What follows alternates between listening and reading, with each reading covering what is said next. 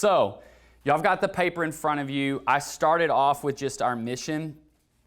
Our mission is to invite students. Now, it goes with our church's mission, but we're specific to an age group, into meaningful relationship with God and each other. But I don't know if it's on y'all's paper, but below that I put this. It is our strategy, not our mission, that will actually help us succeed. The mission, just having a mission statement doesn't make you succeed. It's the actual strategy and approach to which you want to accomplish that mission that matters. And that's kind of what we're going to get a little bit more into the nuts and bolts of that. But the main thing that I want today to accomplish is two things. I want you to understand what our expectations of you are, like what our hopes for you are. For some of you, it's going to raise the bar. For most of you, it's going to lower the bar, all right? Like I've already said some things about junior high. Like, our bar is here. Like, don't expect them to be seniors. We're going to help you with that. But right below it, I want to give you 5 things that is my hope for every small group leader. That they, and a small group leader, an SGL, so to speak, is anyone who chooses to invest in the lives of a few and encourage authentic faith. That's what you're doing, investing and encouraging faith. So we want you to be present. That is number 1. We want you to be consistent, be around. It's a reason why we give all of y'all the summer off, at least this year, because we want you to rest up, because once September hits, we really need you all the way to May. And there's times where stuff's going on in your life, and there's like a lot going on, and it's why you're all co-leaders doing this with someone else. So when you miss, it's okay. There's still a consistent face every single week. I'm telling you, more than knowledge and what you know about God, and like consistency is actually the thing that changes the game. They want consistency. That's what proves to them you care, that you're there, that they have someone to look to. Consistency, consistency, consistency. So that's number 1. Number 2 is for all of us to create a safe space. Our goal is to create safety so that they actually feel vulnerable and authentic and can be safe to just be themselves. So be present and create a safe space. Number 3, we want you to partner with parents. We're still trying to figure this out. I'm not going to lie. I still don't know how this works perfectly. But we do know this, that really it's the parent that is going to have the most influence on any kid's life, not us. And so if we can partner with them, if we can encourage parents, if we can walk with parents with their kid, it's going to make way more difference than us being on our own trying to help these kids. Now, some of them don't have parents or don't have a parental figure that actually cares. They're just dropping them off for us to babysit. That is a thing too. But even in that, we can engage a parent. So partnering with parents is big, and I would love any and all suggestions on how we do that better.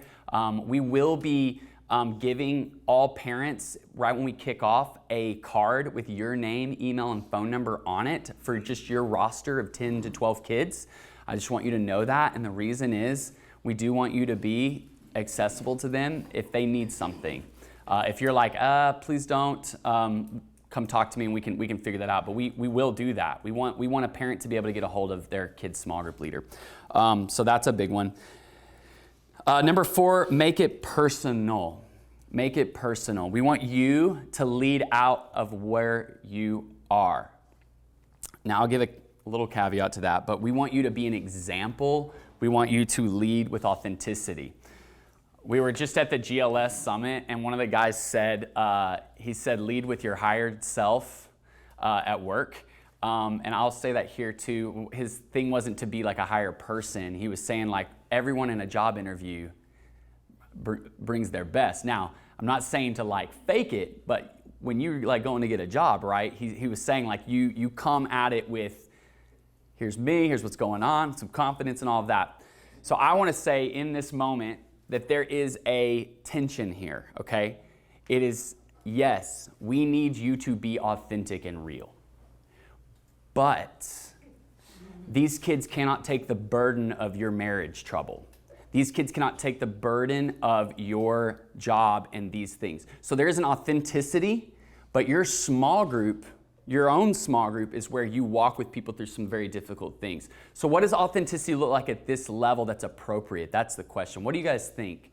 What is a good level of like an appropriate authenticity that you can share? What are some things? Maybe struggles that you've had in the past that you've overcome, and you can give some insight to. Yeah. Being honest, I had to struggle with this. Yes. As well. Totally. I think you can also talk about things like that have caused you to stumble. I've been in it, leave it a little bit ambiguous to where you're not naming it. And as they travel with you through life, you kind of remove more of the veil of those troubles. So does that make sense? Yeah. So like it is even different, the level of vulnerability we are with a 7th grader to a 10th, 11th, even 12th grader, where it can get a little bit more real. Yeah. So I know that this is a tension. We're like, hey, be authentic, but don't be too authentic. But yes, sharing some of your own personal struggles or sharing specifically your relationship to God is never like, oh, golly. Like if you've had doubts, that is okay to share with your kids. In fact, I encourage it. Because in our society, we don't like it, in the Christian world, we don't think we're allowed to doubt at church. We can't wrestle with that. But you actually can. And you can show how you wrestle with it, how you run to Scripture, who you're talking to. There are things like that, things of temptation. They're talking about temptation right now. Temptation's real. It's okay to talk about that to some degree. But we trust you guys to empower you to think of what that boundary and what that level is. I just want to encourage you. What we aren't doing is this small group like that you're with, they are not your small group. They're not your social support or spiritual support. You're the parent. So just think of it that way here. It's a little different than your small group that you're in normally where like your regular small group, like be vulnerable about all of it with people because they're probably dealing with some of that stuff too. But here there's just a different level. But I do want you to make it personal. Lead by your example. And then finally, move them out. Move them out. Give stuff away. Just like Tawanda said, like someone calling me in to serve was the catalyst. So we want to, and this is probably just at the very beginning, what I want to say this year, one of my goals. If a disciple is someone who is following Jesus, being changed and on mission, if I was to give kind of like my own summary of like how we doing it the on mission piece still doesn't feel quite there. Like that our students understand what it looks like to reach their friends at their schools, what it looks like for us to serve the community, what it looks like to raise us up to be ones who serve in the MET and outside of it. And so there is going to be a little more emphasis this year, just in general, on what does it look like to be on mission. And so moving them out, calling them up to stuff, and even 7th and 8th graders, by the way, they have way more potential than we give them credit for. I think Floyd would amen that, right? Like we've seen, like we're surprised by them all the time. I mean, we're surprised in the other way too, but we are surprised like they got it in them, y'all. Let's call it out of them. Call it out of them. Trust them. So those are big. All right, kids don't learn from people they don't like. Kids don't learn from people they don't like. Now, we are not telling you that you need to be every kid's best friend, and if they're acting up, you're trying to get them to like you. At the same time, if you don't like these kids, they're going to smell it a mile away. But when you have a heart for them, even when they frustrate you, my own children, I'm like, but I love them. I ain't going anywhere. And it's really important that we prove that to them. And then it said, I think I put below that, the same may go that they won't learn from someone that doesn't like them. So it's a big deal. John 10, 1 through 5. Is that on there? Can someone read that for us? John 10, 1 through 5? I'll read it. All right. Truly, truly, I say to you, he who does not enter the sheepfold by the door, but climbs in by another way, that man is a thief and a robber. But he who enters by the door is the shepherd of the sheep. To him the gatekeeper opens. The sheep hear his voice, and he calls his own sheep by name and leads them out. When he has brought out all his own, he goes before them, and the sheep follow him, for they know his voice. A stranger they will not follow, but they will flee from him, for they do not know the voice of strangers. Yeah. Why do you think I threw that verse in, or those verses? What does that speak to this group? Anybody? Have meaningful relationships. Yeah. We are the shepherds. Yes. Yes. It's gonna take time for them to make a voice. Yeah. Does the shepherd just come in and out? Come in for a little bit and out, come back, check on them? No. The shepherd's with them. Now, I get that we have jobs, we have our own families, we have all that. But again, I'm going to reiterate, time with, presence, proximity, consistency is going to matter if you want to make difference in their lives. And it's a big deal. But what we see here is the intimacy of a shepherd with sheep. Our strategy, okay, for making disciples, for bringing students in and inviting them into meaningful relationship with God and each other is our small group, is you. This youth ministry does not have a student pastor. This youth ministry has 50 student pastors. I mean that. I see all of you as student pastors, and there is no way that me or Floyd or Allison can divvy up and disciple 150 kids. That's impossible. We can know them a little bit. I'm still like, don't know their names. I'm like, hey, you new here? No, I've been going here 3 years. Cool. It happened this morning, y'all. Check this out, this morning. Girl walks in. I can tell they're new, right? You can just tell the new ones. You're like, they don't know what's going on. They're just like. So they're all trying to check into the computer, and I'm like, hey, how's it going? And I'm just introducing myself. And I'm like, now, have you been here before? No, this is her first time. I'm like, what grade are you in? Which is my strategy, because I'm thinking, okay, who would her leader be? And I look over, and I just see, I think it was Alicia, actually. And I'm like, hey, Alicia, there's a new girl here. And then Abby's like, Diana, I haven't seen you in forever, right? Isn't that how it went down? Yeah. And just like, boom. And I'm like, mic drop, y'all got this, I'm walking away. That's how this thing works. Because I can't keep up with all these kids. I don't know what kids in your group have been here and which ones haven't been for 2 weeks. But you do.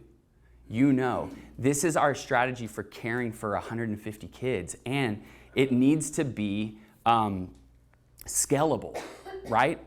Like if I had a friend ask me that, are you ready if your youth group were to double in a month? And I'm like, well, probably not. But we do have a strategy where it is scalable, where we have a bunch of leaders who could easily branch and we could bring in and recruit some more people to love these kids. It is that. That is our strategy. You are our strategy. I just want to reiterate. If you don't know what's going on in your kids' lives, we probably don't know. We need your help. We want to walk with you in discipling your 10, your 8, your 6, okay? That's how we're going to do this. So now let's go through phases. I just want you to know where a middle schooler's at, and I want you to know where a high schooler's at. We're going to go through this pretty quick, but I just think we did this a few years ago, and it was really helpful. Some of you're going to remember this. But you may now be a high school leader and you were thinking junior high last time we went through this, or vice versa. So the number one goal of a small group leader in middle school or junior high is to get to know them. That is the goal for the year. If in May you can look at every one of those kids, you know what their siblings' names are, what their parents' names are, I've talked to them, you know a favorite ice cream, you know about these kids, winning. That is, for us, like, we've won. That's what we want. Now, God's going to do more than that, I promise you. But I just want you to know my expectation, my goal for you is that you get to know those kids well. That is the goal. For high school, your number one goal is to prove to them that you care about them. We want to prove to a high school kid that we care. That's the goal. We do have some mistaken assumptions as leaders, as adults. I will personally attest to this. I assume they're like me, right? I went to middle school camp and was quickly reminded they are not like me. Wow. And there's a part of me, right, that expects it though. I mean, you joke, but you're like, why are you acting like this? Y'all are crazy. And I'm gonna lose my mind, and then like, Floyd's like, welcome to my world every day, you know? And I'm like, oh yeah, this is hard. Good luck, bro. They are not like you. They are not, right?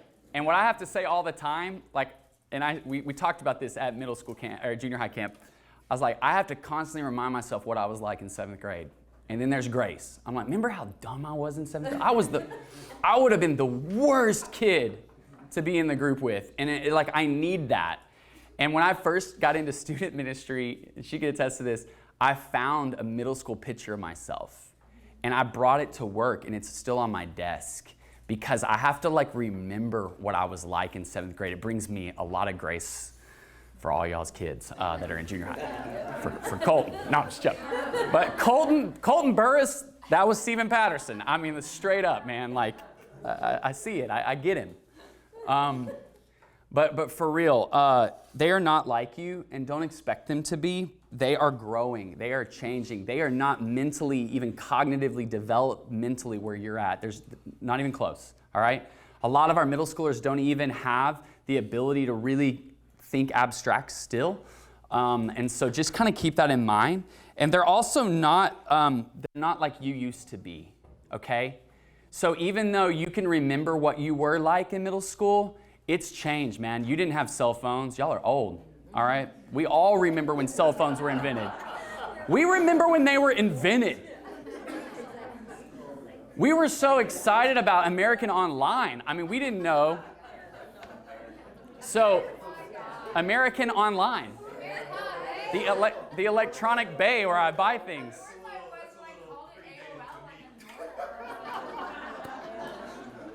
So, they are not like you used to be, so just keep that in mind. They're dealing with stuff you didn't deal with. So be open to that, figuring that out. And hey, George, we'll let you tell us what they're dealing with now. Like all you middle school teachers, Amanda, y'all can tell us what they're like. But just keep that in mind. Let's go to the next page real fast. I'm going to go through this kind of quick. How does a middle schooler think? Again, these are in generalities, but I think they're going to help you. A middle schooler thinks like an engineer. They're starting to just connect dots. Like they're starting to figure out in middle school, like, oh yeah, I heard the story of Noah and the ark and all that. But how does that actually matter to life now? And where does that fit in the Bible? Everything in elementary and below, they hear stories and none of them are connected. It's just like, yeah, I know about that story. I know this. I know about Jesus. I know Christmas. I know the Easter Bunny. Not part of it. Now they are thinking like an engineer. They are connecting things. This is what they do. They're solving problems by working them together. They learn best when you personalize an idea, when you help connect the dots for them. That is a big piece of this. And then in relationships where they're better to understand who they are in the midst of all the things that are changing in them. They're changing, y'all, and they need you to help them walk through that. I mean, I have a 13-year-old, and I swear, let me say this quiet. We have a different human in our house all of a sudden. I'm like, what happened to you? Like anybody else that now has a teenager, it's like there was a switch, right? And you're like, no one warned me of this. I don't know who this person is. I don't even know how to deal with this. We're trying to figure that out. But we're all in that boat with middle school. Here are 2 questions they're asking. This is on every middle schooler's mind to some degree all the time, okay? Number 1, who do I like? This isn't just referring to boyfriend, girlfriend. This is friend groups. Who do I like? And the number 2, who likes me? Middle schoolers are just constantly in that. Who do I like? Everything's fun in a crowd. Everything crowd with people, safety in numbers, everything, all right? And then when it says, I'm just going to read through this, who am I? 7th and 8th graders are increasingly self-aware and self-conscious. Like they're starting to really think about what they look like, how they appear, what that text is. They're overanalyzing stuff. They're like starting to get there. When adults acknowledge positive qualities and strengths, kids start to discover their uniqueness. They all just want to fit in. They do not want to stick out at all right? They don't. They want to fit in, not cause any waves. But you can instill in them that they are still unique and they are special and they matter. All right. A guide. So I'm going to go down below here and then I'm going to hit high school. Don't y'all worry. A guide is someone who helps someone become self-aware of the choices and behaviors that they have on themselves and others. You're helping them become aware that, hey, that choice is going to lead to something. That behavior is going to mean something. It has a consequence. If you want to help a kid develop a moral conscience, then you have to interpret and influence their motive. We can't just ask them to behave different. We got to get to motive. Why? What's under that? What's the reward system? All right, I'm going to shoot back up now to high schoolers. High schoolers, they think like philosophers. Man, they're asking all the big questions now about life and what matters. They seek to understand what is unseen and what cannot be measured. They want to discover meaning and learn best by they process out loud. We can all have been around some of these high schoolers. They process.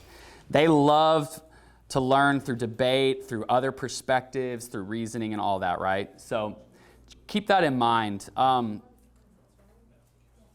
This says, at the second paragraph, it says, self-expression and community are essential for learning in this phase.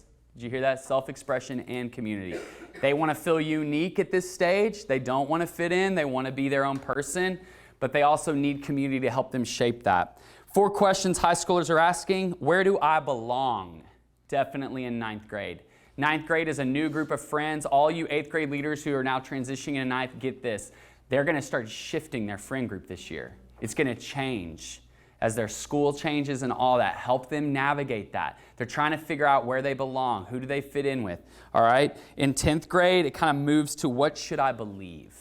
They're starting in 10th grade to really own their own faith, ask some questions that maybe were assumptions before, and that's great. So they're going to want to challenge the limits. They kind of start doing that in 10th grade. Maybe some of them start earlier in 9th, some of them don't till 11th, but generally speaking, they're starting to push boundaries. They're starting to ask a lot of why, and not why as like a kid, but why for me. Everyone else has to, why do I have to, 11th grade, they're really starting to turn the corner on how can I matter. They're starting to understand that it's more than about them. And we want to press the gas on that and call them to big things that do matter. Can they make a difference now? They want to make a difference. This generation is all about it. And that's a good thing. Finally, 12th grade, what am I going to do? They want to know where they're headed, and we want to help encourage and guide their vision of what God's calling them and leading them into. All right? Anybody didn't get one of them? I know I moved quick. All right. What motivates them? So like I said, if we want to help a kid develop a moral conscience, we have to interpret and influence what motivates them. A middle schooler is motivated by acceptance. Man, they want to fit in. I will reiterate it. They want to just be like, they want to be normal. So don't try to motivate them through shame or embarrassment. That will backfire on you all day. Call a kid out because of behavior. Now, there are times where if you embarrass them, it's going to leave enough of a mark if they're doing something really bad that they're never going to do it again.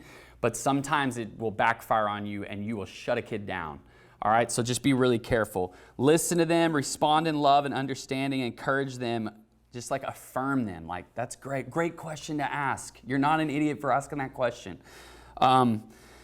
So, high schoolers are motivated by freedom. So we go from acceptance, wanting to be a part. Now I want to be free. I want to make my own decisions. I want to do my own thing. That's going to go more and more and more. And y'all can read through a lot of this. Do not try to motivate them through excessive limits. Like the more that you shut them down in limits, probably the more they just rebel. But when we empower them in high school, to be like, I believe in you. We can still have boundaries, y'all. And as parents, we know this. We still have boundaries for our kids. But we loosen some of that because we are starting to give them trust. More and more trust. Letting them make some decisions. Letting them run. So in that, we do want to guide them in all of that. So in 9th grade, they feel empowered through choices rather than rules. We give them choices. In 10th grade, they respond well to specific praise, like give them some specific things. Now, this can go for all grades, right? And y'all can read, I know that, but just kind of read through that. I do want to read the bottom of this. And for this part, I'll give you the answer now. No, I'll give you the answer in a minute. What I want you to do, everyone, just close your eyes for a minute. Let me read this over you and just take this in for a minute, okay? This is a very important thing. Every kid doesn't think the same, but every kid has the ability to reason. Every kid doesn't feel the same, but every kid wants to be loved. Every kid doesn't enjoy the same thing, but every kid wants to have fun. Every kid doesn't talk the same, but every kid has something to say. Every kid does not look the same, but every kid wants to be noticed.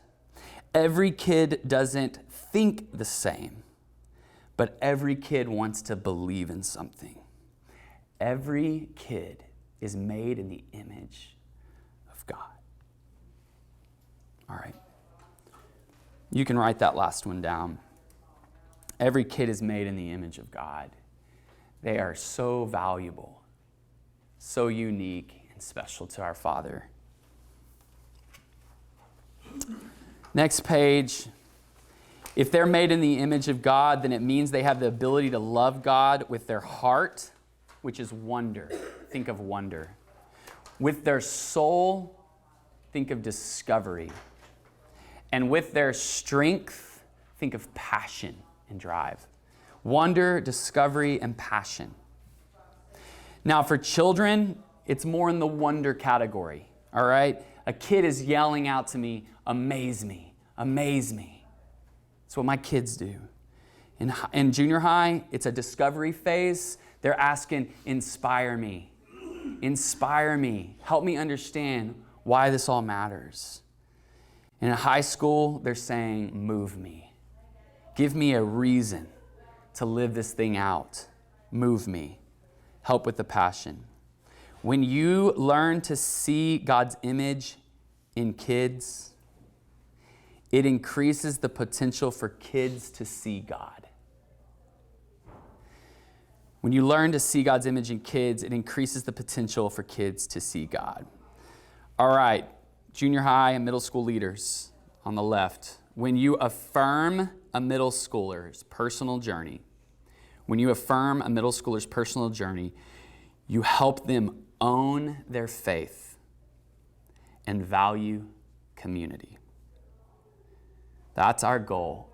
We're teaching junior hires to own their own faith and to value and want community, real community. High school leaders, when you mobilize a high schooler's potential, moving them out, remember? You help them keep pursuing authentic faith, and you help them discover a personal mission. When you mobilize a high schooler's potential, you keep them pursuing authentic faith and discover a personal mission. So as y'all all are very aware, we have very limited time with them, right? So this quick exercise, they take 200 hours to study math this year. Some of them 100, right? I'm just joking. 300 hours watching TV or movies. That's probably wrong at this point. 600 hours on their phone. And at best, we get about 40 hours with them. We get about 40 hours. TV and phone gets about 600. So we cannot teach students the whole Bible. It's impossible. You do not have enough time to teach them everything. So, for the limited time that we have with them, what is the one thing you want a kid to grow up and never forget? What's the one thing you want them to grow up and never forget? I'll open it up to you. What's one thing I want them to never forget? God's love? Yeah. That they matter? It's great. That they're made in the image of God, that they're special, that they matter, they have purpose. That's great. One thing you want them to never forget. If we could just teach them one thing, if they could just get this on their way out of student ministry, we're winning. And I would say y'all all were around this, but if we could make it real simple, Jesus was asked, what's the greatest commandment? Matthew 22. And he responds and actually gives the answer. He doesn't throw it to a parable. He doesn't rephrase the question back on him. He just straight up's like, I'll tell you. I'm glad you asked. It is to love the Lord your God with all your heart, soul, mind, and strength. And that the second is like it, that you would love other people like you love yourself. On these two hangs the entire Scripture.